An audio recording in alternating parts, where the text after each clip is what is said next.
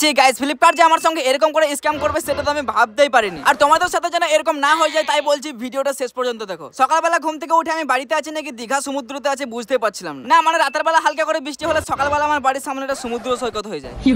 তো সকালবেলা ওই পানিতে ফ্রেশ হয়ে নিলাম আর তারপরে আমার কাছে একটা কল এলো, স্যার আপনার অনেকগুলো পার্সেল আছে, তাড়াতাড়ি নিয়ে যান। তো গাইস তারপর লুঙ্গি তুলে দৌড়তে দৌড়তে চলে গেলাম ডেলিভারি বয়ের কাছে। আর অতগুলো পার্সেল একা আনতে পারবো না বলে দুটো লোক ভাড়া করেছিলাম। আর চলো জিনিসগুলো তোমাদেরকে একে একে দেখা। প্রথমে এই যে এক প্যাকেট জাঙ্গিয়া, ভাবলে ভুল ভাববে, এটা একটা গেঞ্জি আছে। আর গেঞ্জিটা ভালো না লাগলেও দামটা অনেক ভালো ছিল তাই নিয়েছিলাম। চলো এবার তোমাদেরকে দেখাই আর একটা জিনিস, এটা কি আছে পরে দেখবো, আগে কাগজটা পড়ে নি। What is this India limited provided your intelligent because, তো বাদ দাও, তোমরা তো আবার সবাই ইংলিশ বোঝো না।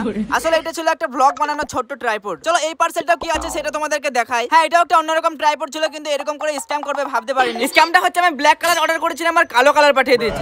ঠিক কি আর বলবো। তো যাই হোক আমি আর রিটার্ন করলাম না, কারণ এই রংটা ভালোই লাগছে। এখন একটা রিলস বানিয়ে দেখি কেমন হচ্ছে। ওই আমার ঝিঙ্গাটা হাতে করলি চুরি গো, আমার ঝিঙ্গাটা হাতে করলি চুরি।